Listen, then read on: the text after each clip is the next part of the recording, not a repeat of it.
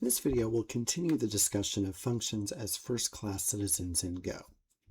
So in our previous video, we had this update quantities method, which took in a function, and that function took in two integers and returned an integer. And we applied that function to each of the quantities in the cart. Then we had this additional parameter factor because we were applying quantity and factor to that update function.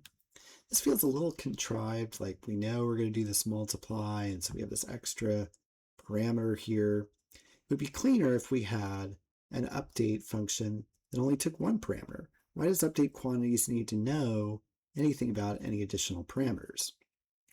So we've accomplished that here in update quantities 2. So update quantities 2 is going to take a function that takes only one parameter, the quantity, and returns a value. All right. So in order to do that, though, when we wanted to say multiply, the number of items in the cart by 3, we need that second parameter. So how are we going to get that second parameter at runtime into this function?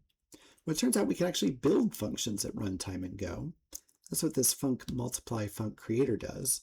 So it's going to take in that factor, say we want to multiply by 3, and then at runtime it will build a function that goes from integers to integers. So here's how we build it. We create this anonymous function, which takes in an integer and multiplies it by the value of factor. And then we return this anonymous function back to the main program so it can be passed to update quantities 2. So this is a little surprising. You might think factor goes away when this function is over, but it actually, when it builds this anonymous function, the value of factor is going to be in there.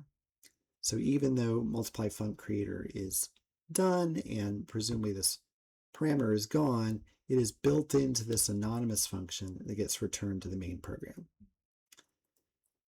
Okay, so we've done some changes down here. We're going to allow you to square all the quantities.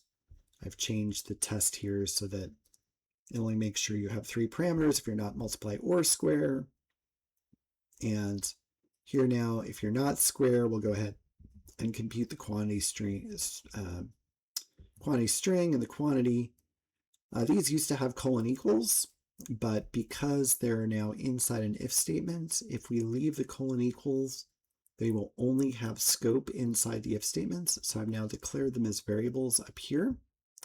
So quantity string and item are strings, quantity is an integer, error is an error, and then we assign those values possibly here in the if statement. And then we've added now square as a case.